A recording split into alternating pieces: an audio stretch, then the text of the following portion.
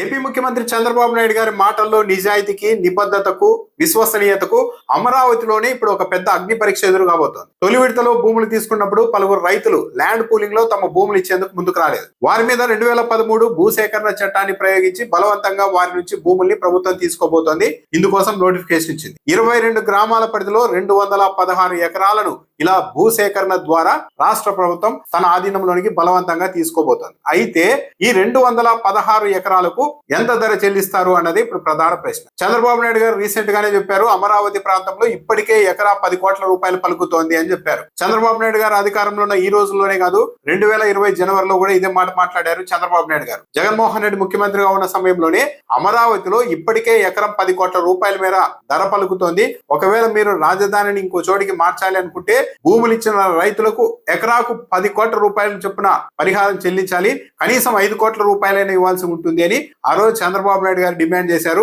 2020లోనే అమరావతిలో ఎకరం 10 కోట్ల రూపాయలు ఉందని చెప్పారు. రీసెంట్ గా కూడా అదే ధర చెప్పారు. యాక్చువల్లీ వైసీపీ హయాంలోనే ఎకరం 10 కోట్లు ఉంటే ఇప్పుడు చంద్రబాబు నాయుడు గారు ముఖ్యమంత్రి అయిన తర్వాత సహజంగా ఉన్న వాతావరణం అమరావతి గురించి టీడీపీ ఇచ్చే ప్రకటనల ఆధారంగా చూస్తే ధర పెరిగి ఉండాలి. సరే, చంద్రబాబు నాయుడు గారు ఇటీవల చెప్పినట్టుగానే ఎకరం 10 కోట్లు ఉంటే మరి ఇప్పుడు 2013 భూసేకరణ చట్టాన్ని ప్రయోగించినప్పుడు చట్టం ప్రకారం, నిబంధనల ప్రకారం ఒక్కో ఎకరాకి మార్కెట్ విలువ మీద 3 రెట్లు ఇవ్వాలి. అంటే చంద్రబాబు నాయుడు గారు ఇక్కడ ఎకరా 10 కోట్ల రూపాయలు ఉందని చెప్తున్నారు. భూసేకరణ చట్టం కింద భూములు బలవంతంగా తీసుకుంటే 3 రెట్లు అంటే ఎకరాకి 30 కోట్ల రూపాయలు చెల్లించాల్సి ఉంటుంది. ఆ విధంగా 216 ఎకరాల భూమిని రాష్ట్ర ప్రభుత్వం తీసుకుంటే మొత్తం 6,480 కోట్ల రూపాయలు ఈ 216 ఎకరాలకు సంబంధించిన రైతులకు చెల్లించాల్సి ఉంటుంది. సరే, నేను ఒక్క చోట చెప్పాను 10 కోట్ల రూపాయలు ఉందని, ఈ 216 ఎకరాలు తీసుకుంటున్న చోట కాదు అని చెప్పడానికి కూడా అవకాశం లేదు. ఎందుకంటే ఇది ఒక చోట కాదు, 22 గ్రామాల పరిధిలో ఈ 216 ఎకరాల భూమిని తీసుకోబోతున్నారు.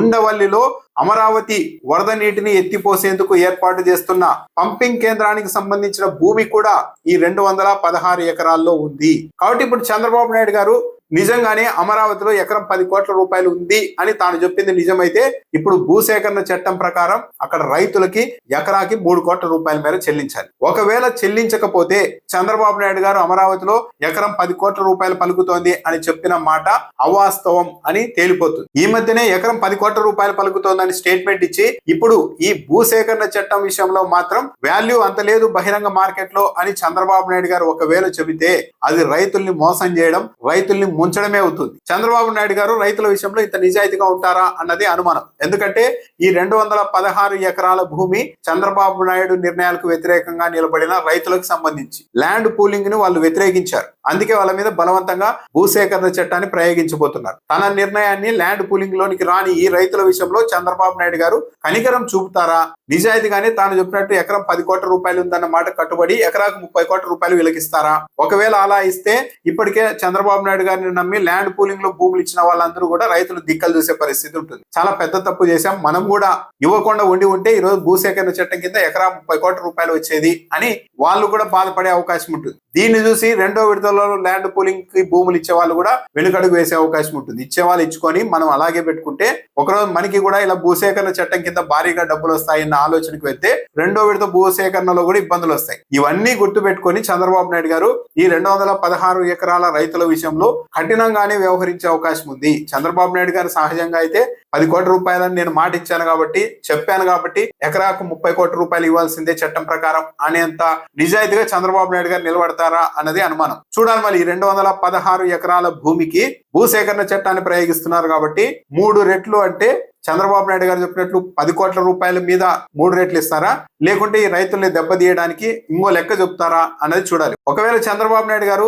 తాను చెప్పిన 10 కోట్ల రూపాయల మాట మీద కట్టుబడి ఎకరాకి 30 కోట్ల రూపాయలు ఇవ్వకపోతే చంద్రబాబు నాయుడు గారు చెప్పిన మాటలన్నీ అవాస్తవం. అమరావతిలో 10 కోట్ల రూపాయల విలువ చేయడం లేదు భూమి. దాంతో పాటు రైతుల మీద చంద్రబాబు నాయుడు గారికి ఏమాత్రం కనికరం లేదు అన్న అభిప్రాయం అయితే కలిగే అవకాశం ఉంటుంది. చూడాలి మరి దీన్ని ఎలా అధిగమిస్తారో చంద్రబాబు నాయుడు గారు. నిజాయితీగా చేస్తే 6,000 కోట్ల రూపాయలకు పైగా ఈ 216 ఎకరాలకు ఇవ్వాల్సి ఉంటుంది.